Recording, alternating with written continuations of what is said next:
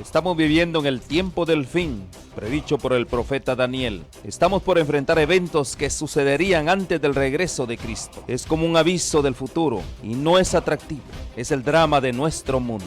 El pecado, el sufrimiento, la muerte, la caída de las naciones, guerras, hambrunas, la difusión del evangelio, engaños, terremotos y otros. Estamos viviendo los peligros del tiempo del fin. Todo esto es según Cristo, principio de dolores. Pero tenemos la palabra profética más segura. Cristo dijo a su pueblo: yo estoy con vosotros todos los días hasta el fin del mundo. La iglesia es la familia de Dios en la tierra y debemos entender los tiempos en que vivimos. Como continuadores del pueblo de Dios, se nos invita a salir del mundo y a prepararnos para reunirnos para la verdadera adoración, para estar en comunión unos con otros, para recibir instrucciones de las profecías que hiciera que el lucero de la mañana, Cristo Jesús, resplandezca en nuestros corazones. Asimismo, servir a toda la humanidad y cumplir con la sagrada comisión de ir y hacer discípulos. Oro para que el Señor Jesús use estos medios como instrumentos en sus manos para que usted pueda sentir el hambre y sed por más de la verdad absoluta. Que el Señor les guarde.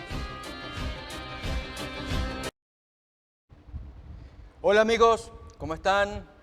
Nuevamente les damos la bienvenida y que nos acompañen a esta serie Descubriendo al Mesías de las Profecías. Cada vez que estudiamos estos temas, el corazón se complace en escuchar la palabra de Dios, la enseñanza del Cristo, lo que Él vino a traer a la humanidad ya desde las profecías mesiánicas que lo anunciaban, y cuando Él llegó a la tierra y las enseñó, las vivió, estuvo con los pobres, con la gente en general, trayendo su programa del reino mesiánico. En esta ocasión vamos a estudiar algo que tiene que ver con las apariencias, ¿sí? Cuando el Señor estuvo aquí en la tierra, le dio mucha importancia a este tema. Ya una profecía hablaba de ello, de que Él no tendría atractivo para que lo deseemos.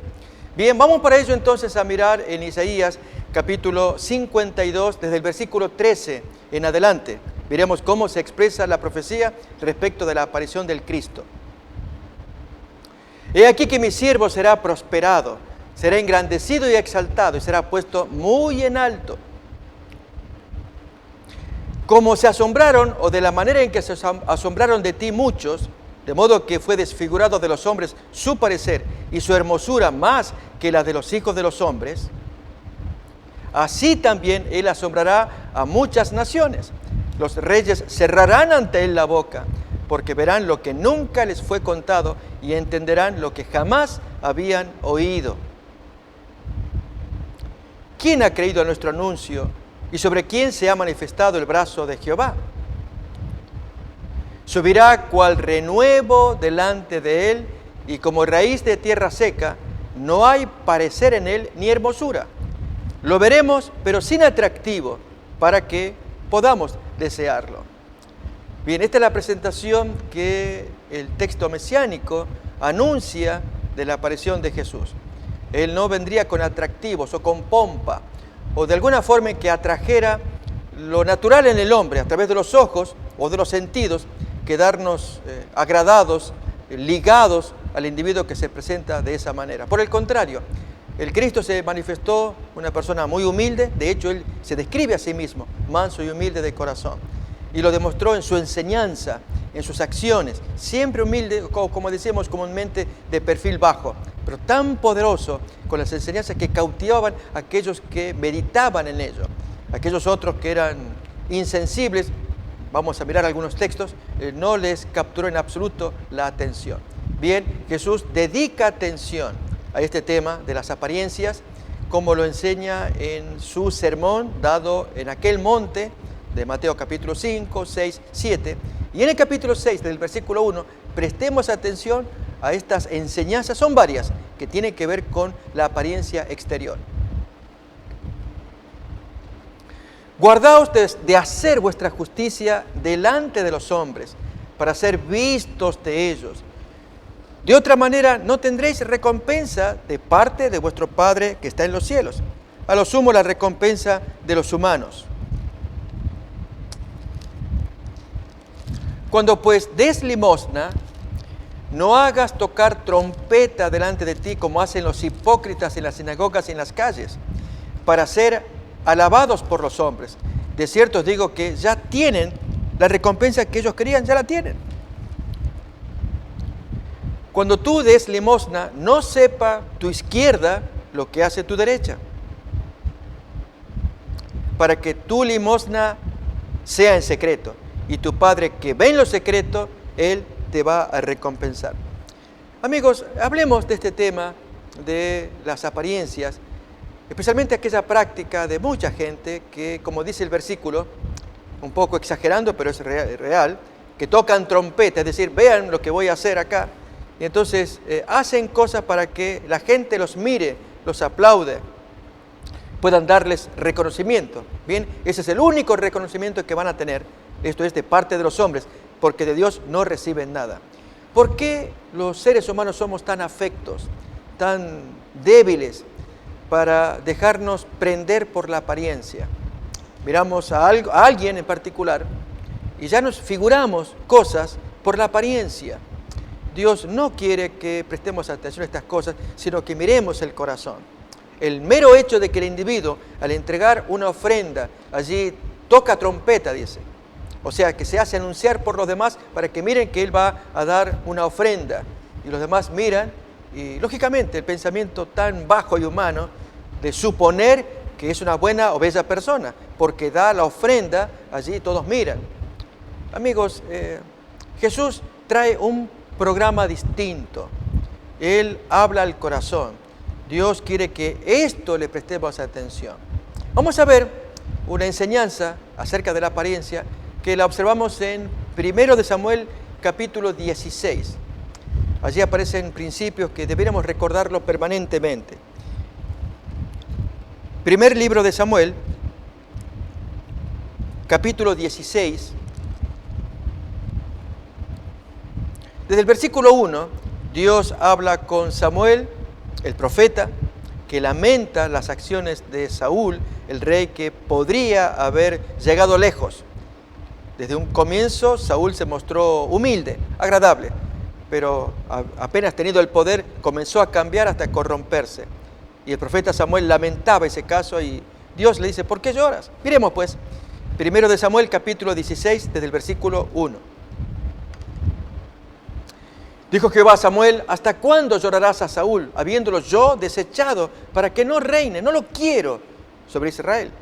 Llena tu cuerno de aceite y ven, y te enviaré a Isaí de Belén, porque de sus hijos me he provisto de rey. Isaí, un hombre ya mayor, que tenía 8 hijos varones, más algunas hijas mujeres también. Y Dios, vemos ahora el Salmo 14:2, se caracteriza por andar recorriendo con sus ojos para ver si hay algún entendido que busque a Dios.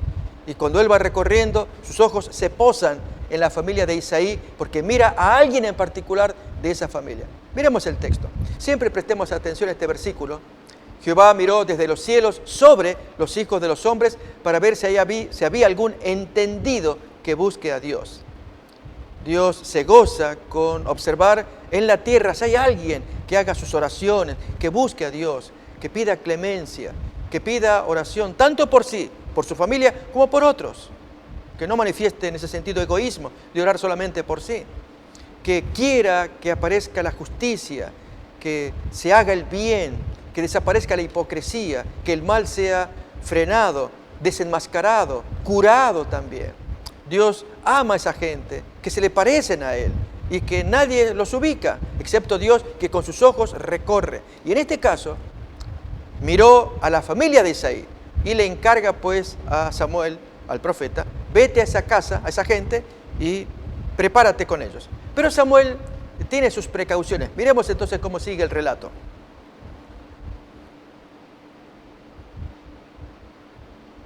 Y dijo Samuel, ¿cómo iré? Si Saúl lo supiera, me mataría. Jehová respondió, toma contigo una becerra de la vacada y di, a ofrecer sacrificio a Jehová he venido.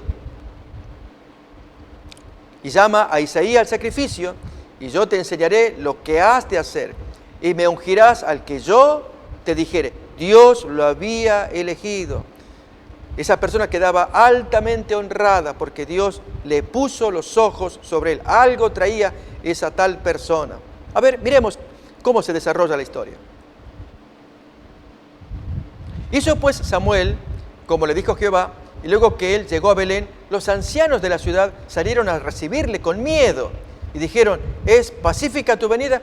Como Samuel era grandemente apreciado y respetado, él era el juez de todo Israel, y se aparece en la ciudad. Él respondió, sí, es pacífica, vengo a ofrecer sacrificio a Jehová, santificaos y venid conmigo al sacrificio. Y santificando él a Isaí y a sus hijos, los llamó al sacrificio, un sacrificio comunitario. Mucha gente había asistido, nada menos que el juez de Israel se aparecía a Samuel, y seguramente alguna instrucción, alguna revelación traería de parte de Dios. Y así era. Y aconteció que cuando ellos vinieron, él vio a Eliab, el hijo mayor, el primogénito de Isaí. Y dice Samuel, de cierto delante de Jehová estás ungido. Quedó agradado, quedó impactado Samuel para decir estas palabras en su corazón. Pero entonces interviene Dios y Jehová responde a Samuel, no mires a su parecer ni a lo grande de su estatura, porque yo lo desecho. Porque Jehová no mira lo que mira el hombre, pues el hombre mira lo que está delante de sus ojos, pero Jehová mira el corazón. Notamos, este es el principio que va a campear en la enseñanza de Jesús. Él no se deja impactar por la apariencia de aquel que aparenta. En el caso de Eliab, finalmente Dios mostrará que tenía razón. La historia nos cuenta que inmediatamente después de haberse traído a David y haber sido este niño, el más pequeño de la familia, haber sido elegido por Dios, allí acontece la inminencia de una guerra. Goliat, un gigante, con su ejército aparecen desafiando a Saúl y sus ejércitos, y entonces Saúl convoca soldados y van los 3 hijos mayores de Isaí también a la convocatoria, se presentan como soldados. Y el papá, pues pensando en qué andaban sus hijos, y transcurren las semanas cuando Isaí, el papá, le pide a David al pequeño, vete, llévate esta comida allí y vete allí donde están tus hermanos mayores y tráeme un informe de qué pasa allá. Y así es, cuando David lleva la comida para sus hermanos mayores, se interna, se mete allí en el campamento y oye la alarma, las quejas, los lamentos de los soldados. ¿Qué está pasando? Y todos allí con miedo, y es que Goliat amenazaba destruirlos a todos, gigante como él era. Y entonces agregan los soldados, pero el rey Saúl dijo que aquel que se enfrente con Goliat le va a dar un premio, le va a eximir de impuestos, le va a dar la hija también. A ver, que alguien se anime y pelee contra Goliat. Y así, cuando él está observando esta situación, aparece el hermano mayor, Eliab. Acordémonos que había conquistado el corazón de Samuel, por lo bello, por lo alto, por lo fuerte. Y este Eliab mostró lo que era una muy baja y ruin persona, porque en lugar de pelear contra Goliat, allí encara al jovencito, al hermanito. ¿Qué haces acá? Entonces David le entrega la comida. No, yo sé para qué has venido. Has venido de curioso, para ver qué está pasando acá. Tú tienes que estar allí en los campos con los animales. Vete de acá. Y entonces David, ofendido, que su hermano le trate de esa manera, este Eliab, en lugar de pelear donde tenía que pelear, se las toma con un niño menor que él. Y entonces, ¿qué dice David? Ya basta de charla, quiero hablar con el rey. Yo me hago cargo de enfrentarme con ese individuo. ¿Quién es ese para que insulte así al Señor y a los escuadrones del ejército del Señor? Notemos, frases que estamos abreviando, amigos, citando de memoria solamente estos textos preciosos de 1 de Samuel, capítulo 16, 17, que ustedes pueden leer. Ese es el joven que Dios está queriendo para ponerlo como rey, que le nazca en el corazón el defender el honor de Jehová, no importando si es un gigante. Él era pequeño, no temiéndole enfrentarlo, como lo hizo finalmente. La historia termina que David fue llevado ante el rey, y el rey lo mira, pero tú eres un niño, él es un hombre grande, de guerra, gigante para colmo. No importa, yo en el campo he peleado con león, con oso, y allí quizás David se agrandó. Él quería pelear con David, con Goliat. Y entonces, Saúl lo miró, le dijo, está bien, a ver, provéanle el equipo de soldado. Y era tan pesado que no podía caminar David con la indumentaria. Él dijo, no, esto no, yo voy a llevar mis propias armas. ¿Y qué armas? Mi honda, la honda con piedras, un zurrón, con el cual allí tiro y asusto a los animales o los derribo y los mato después. pero él es un hombre grande, yo voy, Dios me va a sostener. Y así fue. Famosísima historia, la de la lucha del niño Goliat contra el gigante, el niño David contra el gigante Goliat. Y la historia que cuenta que tomó el zurrón, allí Goliat ofendido. Nadie viene a pelearme que me mandan un niño. Este es el colmo de la vergüenza. Bien, a ti, ahora te mato y te tiro como carne de las carroñas, de las aves carroñeras. Y entonces David, ¿qué le dice? Tú a mí vienes con palos y con insultos, yo a ti voy con el Espíritu del Señor.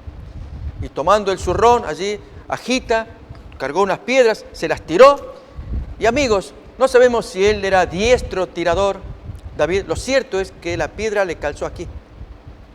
Uno puede suponer que el ángel mismo guió la piedra o torció la piedra para que vaya a destino. Y allí se incrustó en la frente de este soldado, tambaleó y se desmayó, cayó allí. Y David rápidamente tomó la pesadota espada, allí con las dos manos, y le cortó la cabeza. Se acabó la historia. Este es el joven que Dios había escogido para ser rey. Se hizo famoso el caso de David. Un niño derribando a un gigante. Amigos, hacemos la comparación. Otra vez vamos a repasar el texto de 1 de Samuel capítulo 16, versículos 6 en adelante. La impresión que tuvo Samuel al ver al gigante Eliab, apuesto, fuerte, alto, fornido, y que iba a ser ungido como nuevo rey. 1 de Samuel capítulo 16, leamos pues. Y aconteció que cuando ellos vinieron, él, Samuel, vio a Eliab y dijo allí en su corazón: de cierto delante de Jehová estás ungido. Mas Dios contesta, y Jehová responde a Samuel: no mires a su parecer, ni a lo grande de su estatura, porque yo lo desecho. Porque Jehová no mira lo que mira el hombre, pues el hombre mira lo que está delante de sus ojos, pero Jehová mira el corazón. Amigos, vamos entendiendo el programa del reino de Jesús ahora, cuando Él enseña que la gente que entrega la limosna, pero andan tocando trompeta. Vamos a repasar el texto. La tal persona no sirve. Alguien dirá, ¿cómo que no? La ofrenda para Dios no sirve. Leámoslo pues, Mateo capítulo 6, los primeros versículos.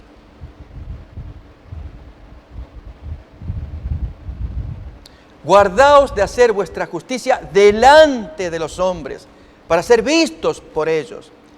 De otra manera, no tendréis recompensa de vuestro Padre que está en los cielos.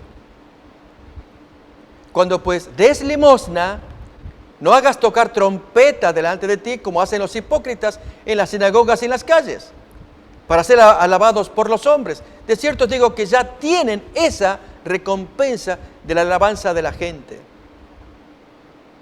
Mas cuando tú des limosna, no sepa tu izquierda lo que hace tu derecha.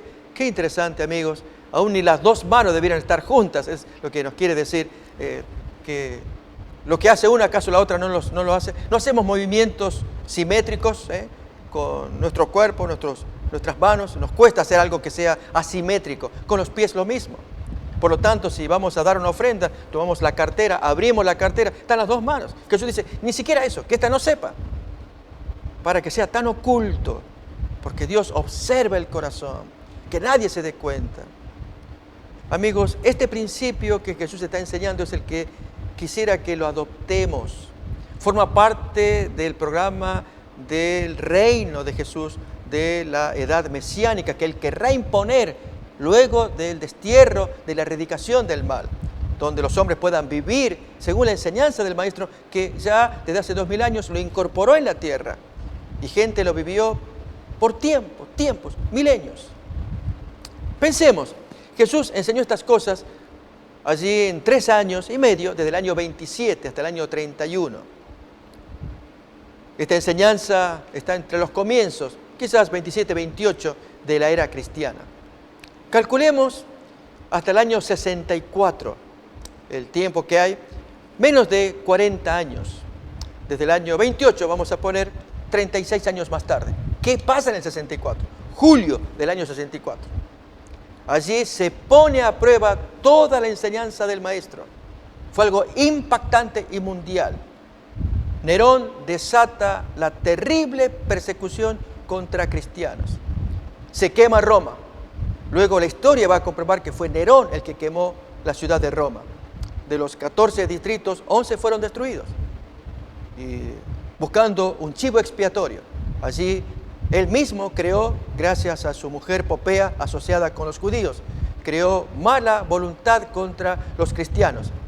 Y buscando desviar la atención del pueblo que ya veía en Nerón, de las locuras que este hombre traía consigo, con la creación de Nerópolis, es decir, la ciudad de Nerón, quemando Roma para construir una nueva. Mientras la ciudad era quemada y la gente pedía los carros de bomberos de aquel tiempo, tanto Tácito como Suetonio, dos historiadores romanos de aquel tiempo, cuentan que los carros que supuestamente llevaban agua, parecía que llevaban combustible, porque más se acentuaba el incendio. Efectivamente era el plan de Nerón, pero había que buscar un culpable. ¿Quiénes? Los cristianos. Allí se desata la ferocísima persecución contra los cristianos. Famosa en la historia, fue la primera grande que se haya producido a nivel mundial. Pues Nerón ordenó la matanza de todos ellos como culpables de la quema de Roma. Y allí los cristianos fueron puestos a prueba en las enseñanzas del Cristo, en el programa de misión, de enseñanza que el Cristo ya había instaurado. ¿Cuánto? Dijimos aproximadamente unos 36 años atrás. Había calado tan profundamente en la sociedad, la gente que estaba hambrienta de una enseñanza como la que Jesús proponía, que apelaba al alma, al corazón, a que haya cambios adentro, desde el interior hacia afuera, de modo entonces que pudiera como levadura afectar a otros. Finalmente ocurrió hasta que el mismo imperio colapsó gracias a la influencia del cristianismo. Pero es aquí que cuando Nerón desata la persecución, los cristianos tan humildes, tan sumisos, sufrieron toda suerte de atropello, desde ser empalados, quemados allí para hoguera nocturna, también comidos por las fieras, embadurnados de miel o fluidos dulces y comidos por las hormigas o insectos. En fin, de esto dan cuenta, Tácito especialmente, que cuenta estos horrores, para luego él mismo escribir que con tanta maldad y ensañamiento que Nerón ponía a estas ejecuciones, que el mismo pueblo entendió que no eran ellos, que el mismo Nerón, de las maldades que él hacía, se notaba que él era el culpable, que quería tapar la culpa de la quema de Roma en esta gente. Amigos, este es el programa que Jesús había traído y que felizmente en esa generación, en aquella gente de Roma, estaba calando, estaba entrando en el corazón, mostrándole a Nerón y a toda aquella sociedad que había un rey superior que dominaba el corazón. Ya Jesús lo había dicho. Miremos Mateo capítulo 10, 38. Y los creyentes prestaban atención a esta enseñanza. Por eso no le tenían miedo a Nerón. El que no toma su cruz y sigue en pos de mí no es digno de mí. Allí el creyente estaba seguro de que tomando al maestro, siguiéndole a él, no tenía por qué temer. El que no toma su cruz no es digno de mí. Tomar la cruz de Jesús, seguirlo. Bien, esto es lo que hacían los cristianos de aquellos días. Tanto que cuando crecieron las persecuciones, hubo un cristiano que decía, Tertuliano, él dijo: mátennos, que la sangre de los cristianos es semilla. Esto significa que si morían 10 cristianos, allí 40 paganos se levantaban convirtiéndose en cristianos, porque esta gente observaba que eran algo distinto, ¿sí? Porque el corazón de ellos había sido afectado, el de los cristianos, y estos paganos nuevos estaba siendo afectado. El corazón, no la apariencia. Vemos entonces, seguimos examinando Mateo capítulo 6, habíamos leído el versículo 2. El Señor recomienda cuidarse de la doctrina de los fariseos hipócritas que tocan trompeta. Si cuando haces misericordia, das limosna, que tu mano derecha no sepa lo que hace la izquierda y viceversa. Hazlo en secreto Leemos el versículo 4 ahora.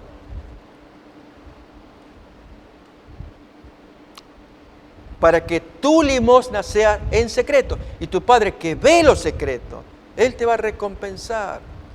Amigos, esta es la fe, la creencia de un hijo que adopta este programa mesiánico. Él siente que no le debe tanto al mundo, le debe al Creador, al cual se entrega, le sirve y hace cosas para que Él solamente lo mire y dé el premio oportunamente si lo quiere dar. Tanto que el creyente se mueve de un modo en que no le importa la opinión de la gente. Aún más, detecta con tiempo que si hay algunos que tocan trompeta delante de sí, algún problema hay, porque Jesús lo dice, les llama hipócritas. Tocan trompeta delante de sí para dar una limosna. Y ya tienen la recompensa. Quieren la alabanza de la gente, allí está. De Dios no van a tener nada. Y amigos, ¿no querríamos tener de parte de Dios la aprobación? Veremos en el siguiente texto, Primera de Pedro, capítulo 3, desde el versículo 1, cómo Dios le atribuye importancia a lo que hay adentro del corazón, en una relación de matrimonio. Cómo una mujer puede, a su marido incrédulo, el hombre que no quiere escuchar nada, pero sin embargo, ella desarrollando un carácter agradable, no respondona, no una mujer peleona, al contrario, tan dulce, que solamente Dios valora semejante carácter para poder conquistar a este marido duro, severo, que no quiere escuchar, pero es subyugado por la dulzura del carácter. Miremoslo, 1 de Pedro 3:1 en adelante. Asimismo vosotras, mujeres, estad sujetas a vuestros maridos, para que también los maridos que no creen en la palabra sean ganados sin palabra por la conducta de sus esposas, considerando vuestra conducta casta y respetuosa. Vuestro atavío, es decir, el arreglo, la vestimenta, no sea el externo, de peinados ostentosos, de adornos de oro o de vestidos lujosos. Amigos, al mirar estos textos, ¿cuántas veces nos impresionamos? Estamos en alguna reunión, sea religiosa o no, y miramos a alguna dama muy elegantemente vestida. Y es delicioso a los ojos, la dama allí con su ropa, su apariencia. Y lo que a veces olvidamos es que el inconsciente nos regala algo más, y es creer que por la apariencia agradable, su interior también será agradable. Y esto es falso, no necesariamente. Saben, la belleza no tiene más profundidad que la piel. Miramos a una persona bella, agradable a los ojos, miramos y creemos que por lo bello o bella que es, allí adentro, en el interior, hay profundidad de riquezas. Y no es así, la más de las veces no es así. Otras veces puede serlo. La belleza se mide en el alma, en las acciones externas que podemos hacer y que dan pautas. El caso de la paciencia, la comprensión, el tener estas galas del espíritu o dotes del espíritu. Miremoslo en un texto de Gálatas, pero antes completemos la lectura y vamos a ir a Gálatas para ver las bellezas del alma, en un texto del capítulo 5. Pero antes completemos 1 de Pedro, capítulo 3.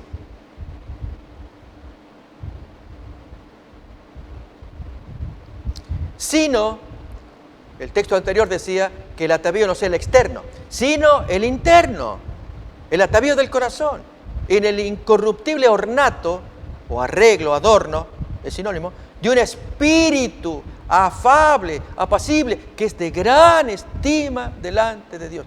Ese es el arreglo que Dios valora, el arreglo del alma, del corazón acá adentro.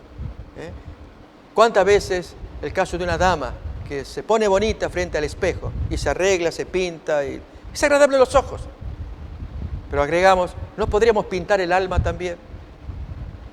Cuando a veces el alma adentro, cuando hay cosas desagradables. Por supuesto, no generalizamos ni juzgamos a nadie, solamente reflexionamos. Que así como se pone bonita exteriormente, pudiera pintarse por dentro y ponerse bonita por dentro. ¿No sería bello? ¿No hay damas así? Claro que sí. Que incluso a veces ni el adorno externo haría falta, porque trasluce una belleza que hay adentro, llamada paciencia, comprensión. Miremos en Gálatas capítulo 5, versículos 21-22, cómo el Señor valora estos aspectos del alma. Por eso Jesús dio importancia a estas enseñanzas. Miramos el de la limosna, ya miraremos otras. Dios no es engañado por aspectos exteriores. Él es conquistado cuando por dentro hay algo, una riqueza, como miró en David, que recorrió con sus ojos y posó su alma, sus ojos, allí en David. Y David lo demostró. Miremos pues Gálatas capítulo 5. Miren las maldades que el ser humano comete, a pesar de que exteriormente pueda ser bello o bella el ser humano. Envidias, homicidios, borracheras, orgías, cosas semejantes a estas, acerca de las cuales os amonesto, como ya os lo he dicho antes, que los que practican tales cosas no heredarán el reino de Dios.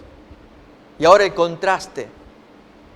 Mas el fruto del Espíritu es amor, gozo, paz, paciencia, benignidad, bondad, fe, mansedumbre, templanza. Contra tales cosas no hay una ley condenatoria. Allí el Señor exalta a la persona que tiene tal belleza, tales dotes del Espíritu, que lo manifiesta en su paciencia, en su bondad, en su templanza o dominio propio. El Señor le da importancia al Espíritu. Miremos aún en el diálogo que hubo entre Jesús y la mujer samaritana, ¿nos acordamos? Cuando la mujer, allí sorprendida porque Jesús le conoce su historia. Tú has tenido 5 maridos y el que tienes no es tu marido. ¿Cómo sabes que es un profeta? La mujer quedó sorprendida y desvió la conversación. Allí en San Juan 4:22, miramos que la mujer introduce un concepto nuevo en el diálogo que tiene con Jesús. Leemos el versículo 20 también, vamos a poner 4:20. Nuestros padres adoraron en este monte, dice la mujer, y vosotros decís que en Jerusalén es el lugar donde se debe adorar. Jesús responde, mujer, créeme que la hora viene cuando ni en este monte ni en Jerusalén adoraréis al Padre. Vosotros, los samaritanos, adoráis lo que no sabéis. Nosotros, los judíos, adoramos lo que sabemos porque la salvación viene de los judíos. A ellos les fue revelada la palabra de Dios, como cuenta Romanos 3:2. Pero la hora viene, y ahora es, cuando los verdaderos adoradores adorarán al Padre en espíritu y en verdad, allí en el interior del alma, no exteriormente yendo a un monte o a otro, porque también el Padre tales adoradores busca que lo adoren. Dios es espíritu, y los que lo adoran en espíritu y en verdad es necesario que adoren. Así como Dios es un pensamiento, un ser que lo llena todo, es espíritu y piensa, así también nosotros, con nuestros pensamientos, nos comunicamos y así le adoramos. En lugar de llevarnos por la imagen externa, en este caso miramos la limosna que uno toma y entregue creyendo con ello que está cumpliendo con Dios, mientras al mismo tiempo recibe la alabanza de los hombres. Miremos a continuación el siguiente ejemplo que Jesús cuenta en Mateo capítulo 6. Esta vez tiene que ver con la oración. Primeramente dijimos la limosna, damos la ofrenda, damos la caridad a la gente, y en lugar de sacar la billetera dijimos y mostrar allí ante todos, bien, que nadie se dé cuenta. Perfil bajo decimos a veces, y hacemos la bondad que queremos hacer. Dios observa. Lo mismo también con las oraciones. Miremos pues Mateo capítulo 6, versículo 5. Cuando ores, no seas como los hipócritas, porque ellos aman el orar en pie en las sinagogas y en las esquinas de las calles, para ser vistos de los hombres. De cierto os digo que ya tienen su recompensa. Actualmente, ya aún completamos el texto, podemos leerlo también, el versículo 6. Mas tú cuando ores, entra en tu aposento o cuarto, y cerrada la puerta, ora a tu Padre que está en lo secreto. Y tu Padre que ve en lo secreto, Él te va a recompensar. Decíamos que actualmente en zonas de Oriente, especialmente en zonas islámicas, allí se acostumbra a orar 5 veces al día. Suenan unas campanas y cada cual suspende lo que estaba haciendo para dedicar ese tiempo a una silenciosa oración. Si estaba con el comercio, si estaba haciendo alguna actividad, pues suspende todo. Quiero contarles un testimonio, amigos, y esto solamente sirva como ilustración de lo que pasa cuando una persona ora con una apariencia externa y sin embargo el corazón está sin cambios. El individuo no muestra, no manifiesta cambios. Y Dios no puede ser engañado por manifestaciones externas. Esto le ocurrió a mi hermano años atrás. Trabajaba allí en mi país, Argentina, en un servicio de café, en una compañía que elaboraba café. Y su dueño era de estas religiones orientales. Y entonces había entrado a su cuarto, se puso su equipo allí, su lienzo sobre su cabeza, y allí con el libro delante, haciendo sus oraciones, inclinándose. Y mi hermano pues allí se movía, pero él había dicho que nadie me interrumpa en mis oraciones. Sí, patrón, como usted ordena.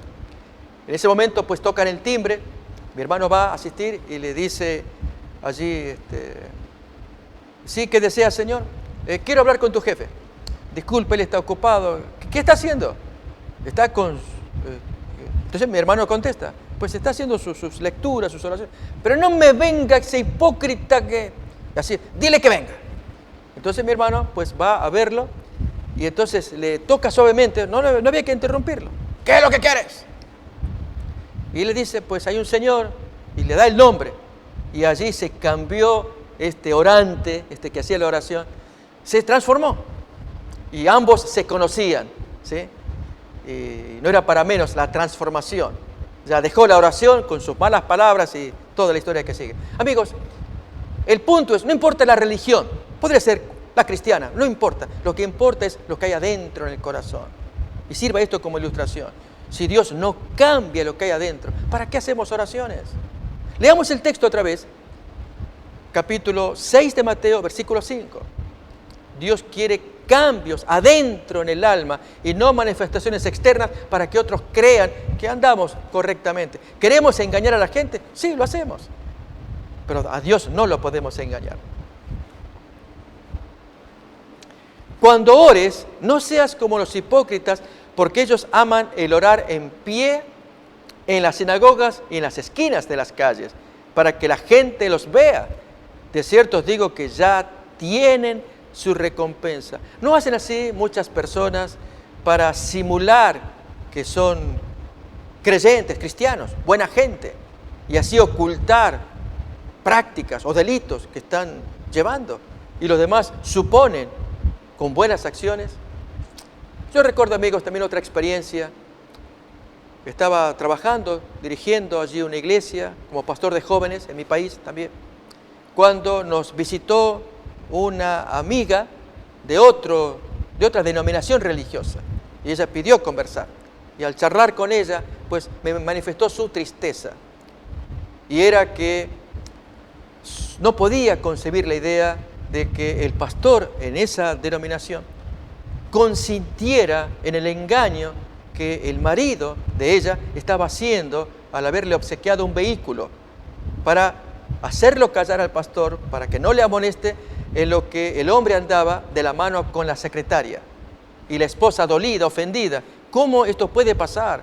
Si el pastor sabe que mi esposo es mi marido y que ande con la secretaria de la mano, pero le obsequió el vehículo. Y allí el hombre contento, el pastor tiene su vehículo. Y este marido mío pues se mete en la iglesia, entra, sale con la mujer, esa nueva mujer. No puedo aguantarlo. Me lo contó esta amiga, me sentí triste, lógicamente. Reitero, no importa la religión, es tu religión, mi religión, es lo mismo. Hablamos del fenómeno humano, del engaño, que Dios no lo puede tolerar. Y especialmente cuando víctimas, algunas veces inocentes, esta dama sufría muchísimo este atropello de parte del esposo, y que nadie intervenga. Por eso Jesús enseña esto, a Dios no se lo puede engañar. Si tú vas a hacer tus oraciones y tocas las trompetas para que todos miren, allí entró fulano, y yo pensaba que andaba en la delincuencia. No, así como está, no. Si es delincuente no puede estar acá en la iglesia. Y muchas veces no sabemos, no juzgamos, no nos cabe juzgar, nos cabe exponer la palabra de Dios, sacar lecciones, y cada cual razona. Y mira dónde la palabra de Dios encaja aquí, me arroja luz allá, para que no nos dejemos engañar. Déjenme que se lo diga otro ejemplo. De estafadores que hay actualmente como predicadores, que a través o por causa de la oración, ellos estafan a la gente. Ya hay un texto que vamos a buscar en Marcos capítulo 11, en un momentito ya lo leemos.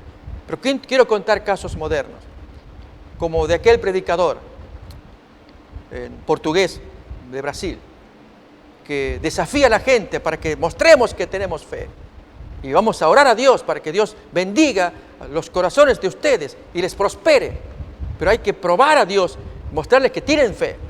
Y les voy a hacer el siguiente desafío. Y la gente pues esperando allí la prueba que Dios tenga para ellos. Si ustedes tienen fe en Dios, crean que Dios les va a proveer un nuevo vehículo si dejan el viejo acá con nosotros. Denos las llaves. Aquí lo vamos a almacenar, van a estar. Y Dios, ustedes van a ver, Dios les va a proveer un mejor vehículo. ¿Y qué significa? Que vuelvo a mi casa a pie. Dejo el vehículo, las llaves. Así es, y así fue. Estafadores. Modernos. Ya estaban en la Biblia. Miremos en Marcos.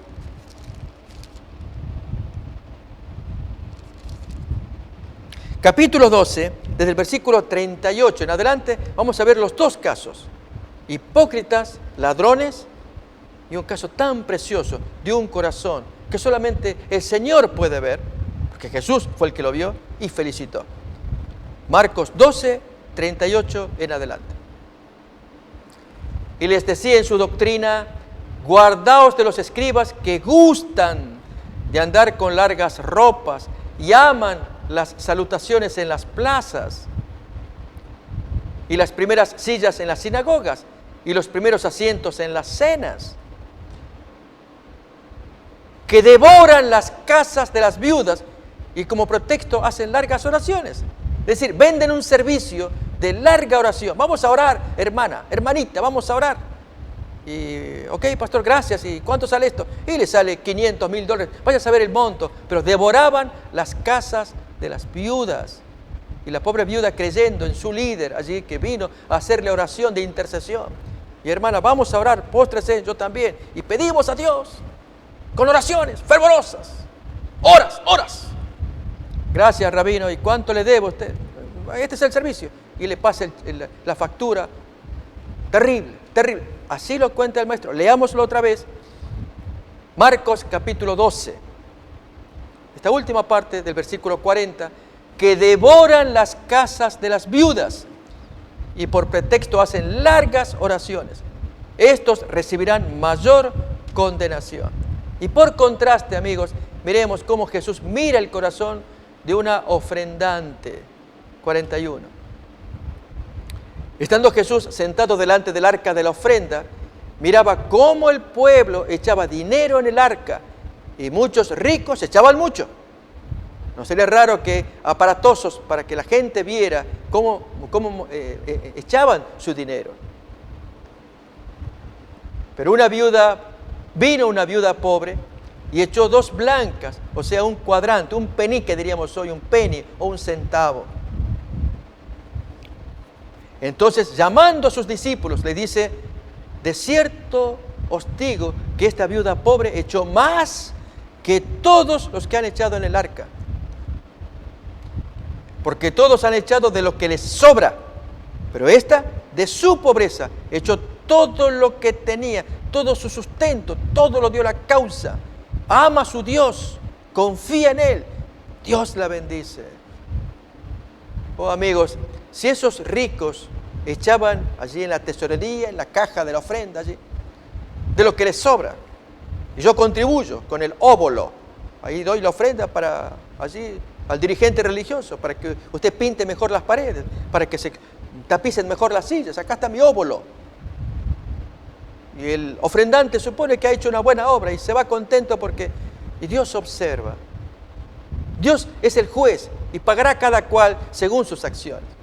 Pero aquí exaltamos la belleza del alma, de adentro, de esa viuda que dio todo lo que tenía, con un centavo, no tenía más, pero lo da todo a la causa, en lugar de estar renegando, pidiéndole: Dios, ¿por qué llego este cuadro? ¿Por qué me dejas el último centavo, ni siquiera para comer? No, ella ama a su Dios y le entrega esperando que Dios se compadezca, porque entiende que Dios ama a las viudas, a los huérfanos. Así lo enseña la Biblia, por ejemplo, en Santiago 1:27. ¿Cuál es la verdadera religión? Atender a esta gente desvalida. Y Jesús, por supuesto, promueve la atención a esta gente. Por esto la felicita. Santiago 1:27, miremos lo que enseña allí. La religión pura y sin mácula delante de Dios el Padre es esta: visiten a los huérfanos y a las viudas en sus tribulaciones y guárdense sin mancha del mundo. Volvemos otra vez a Mateo capítulo 6 y vamos a repasar así rápidamente la famosísima oración del Padre Nuestro. Jesús la enseñó como modelo. Leemos pues allí desde el versículo 7 en adelante, un consejo que hasta el día de hoy necesitamos. Orando, no uséis vanas repeticiones como hacen los gentiles, que piensan que por su palabrería serán oídos. Y amigos, una oración moderna en que se repite demasiado es el rosario católico. Con el aprecio que los amigos católicos, yo fui católico, estudié en un seminario católico también, el aprecio que yo les puedo tener, no obstante, no quita el señalar este problema. Y es que podemos hacer oraciones mejores que aquellas de repetición contando las cuentas, las bolitas del rosario. Dios quiere que la persona hable, que saque de adentro lo que tiene, que diga lo que siente, como quien cuenta un amigo al otro. ¿Cómo nos sentiríamos amigos si al encontrarnos con alguien y que apreciamos y alguien nos mira, este es mi amigo, pero es aquí que yo he preparado un discurso y le digo, mi querido amigo, hoy me gozo en verte y mi querido amigo, hoy me gozo en verte y saludarte, mi querido amigo, y repetimos. Finalmente el amigo nos va a decir, pero ¿por qué repites tanto? Dime lo que sientes de una vez y ya. Bien, ese es el tipo de oración que está señalado acá. No usen repeticiones. Lo leemos otra vez. Mateo 6:7, allí nos lo enseña el Maestro. Y orando, no uséis vanas repeticiones como hacen los gentiles, que piensan que por tanta palabrería van a ser escuchados. Dios más bien los ve como necios, porque repiten, como loritos. Y nosotros estamos ante un Dios inteligente, mucho más inteligente, que sobrepasa la imaginación. Y Él nos dice, hijo, hábleme, dime lo que quieras, pero dímelo, yo te quiero escuchar, quiero conocerte, que te expreses. Y entonces Jesús enseña a continuación el Padre Nuestro, un modelo de oración que contiene las características que deberíamos recordar cada vez que nos dirigimos al Padre en la oración. Miremos pues. No os hagáis pues semejantes a ellos, porque vuestro Padre sabe de qué cosas tenéis necesidad antes que vosotros le pidáis. Y ahora sí, el Padre Nuestro, versículo siguiente. Vosotros pues oraréis así: Padre nuestro que estás en los cielos, santificado sea tu nombre. Miremos, amigos, cómo Jesús le da importancia a que respetemos el nombre del Padre. Esto en consonancia con la observancia del tercer mandamiento. No tomarás el nombre de Dios en vano. En este caso, que el nombre de Dios sea santificado, que sea respetado, que sea ensalzado, ennoblecido, puesto en alto. ¿Cuántas veces en las discusiones que tenemos como humanos entra Dios en escena y no tenía por qué estar? Son problemas humanos. Algunos hasta la locura de hacerle juicio a Dios, como un tal Chambers, acá en Estados Unidos, que le entabló juicio a Dios porque Él es el responsable de las calamidades que hay alrededor y merece que se le haga un juicio, y especialmente su Biblia, donde allí menciona los actos calamitosos de parte de Dios cuando destruye naciones. Y hacemos estas cosas. De hecho, cuando Él entabló juicio, esperando que Dios aparezca el juez, esto cuenta allí una crónica, esperó unos meses para darle curso a esta situación, porque el individuo, Chambers, imponía que se le haga juicio a Dios. Pero he aquí que el juicio fue desestimado por ausencia del acusado. Bien, es ridículo, pero creo que todos tenemos que asumir que vivimos en este mundo entre nosotros, ustedes y yo. ¿Y cómo hacemos para convivir juntamente? ¿Quiénes son creyentes? ¿Quiénes no lo son? ¿Quiénes atribuyen a fuerzas espirituales superiores? Muchos casos, muchas situaciones. Otros que atribuyen a fuerzas meramente humanas. Sea lo que fuere, pero hay una ley entre nosotros y es amarnos al prójimo, el uno al otro, como nos amamos a nosotros. Respetarnos. Hacer que la convivencia pueda ser pacífica y cada cual crea lo que quiera mientras no dañe a otro prójimo. Pero este que cree que hay algo superior no puede quedarse callado, sino que se le permita, por la libertad de expresión, decir las cosas que puedan ser bendición para otros. De allí el placer que tenemos aquí como producción de este canal. La libertad que se nos permite expresarnos con todos los amigos que nos acompañan, que apoyan el programa, y decir las cosas que queremos compartir. Que hay un Dios amoroso, que perdona, que oye, que atiende, tal como Jesús nos lo enseña en el Padre Nuestro y que continuamos todavía más.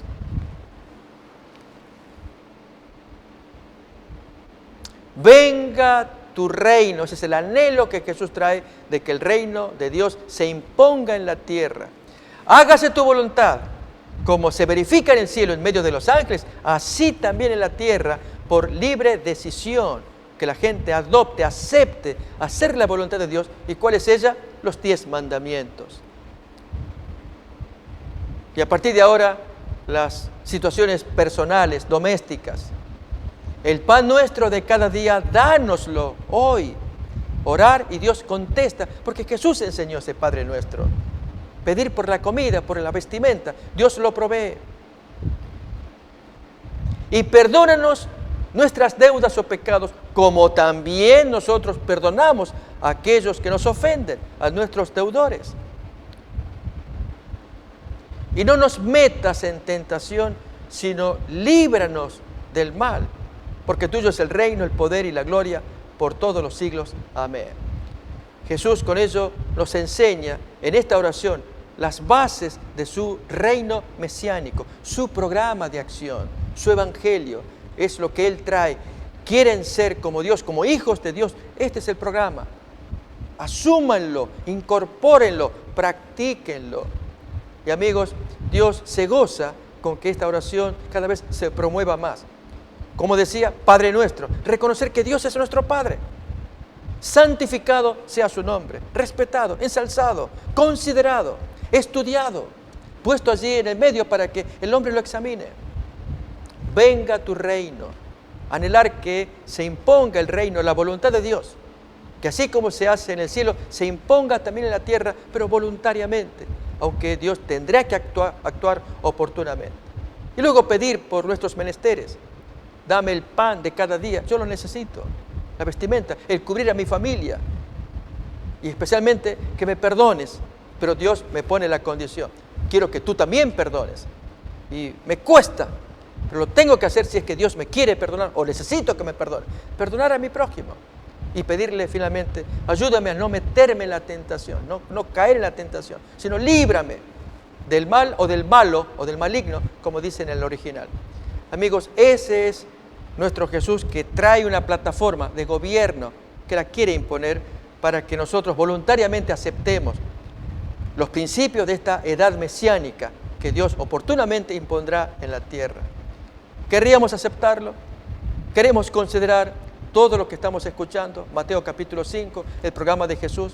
Es lo mejor para nuestra vida. Seguiremos examinando todavía más estas enseñanzas de Jesús, de acuerdo a las profecías que anunciaban que vendría el Cristo y traería justicia y verdad. El Señor da placer a nuestro corazón si queremos escuchar su enseñanza. Amigos, deseamos que Dios los bendiga, que guarde sus corazones, los guarde en paz, que ustedes puedan sentir que Dios está con ustedes bendiciéndolos. Y nos encontraremos en la siguiente emisión. Hasta entonces, buenas noches. Una comisión sagrada nos ha sido confiada. Por tanto, id y doctrinad a todos. Antes de ascender al cielo les dijo que debían ser los ejecutores del testamento por el cual Él legaba al mundo los tesoros de la vida eterna. La iglesia es la familia de Dios en la tierra y debemos entender los tiempos en que vivimos. Como continuadores del pueblo de Dios, se nos invita a salir del mundo y a prepararnos para reunirnos para la verdadera adoración. Soy yo guarda de mi hermano. Si pretendáis ser hijos de Dios, soy guarda de vuestros hermanos. El Señor tiene una iglesia por responsable de las almas de aquellos que podrían ser los medios de salvación. Somos peregrinos, rechazando los caminos de los impíos, viviendo conforme a las normas de Dios, consagrado a sus caminos y dando testimonio del Evangelio de Cristo para que otros puedan ser salvos.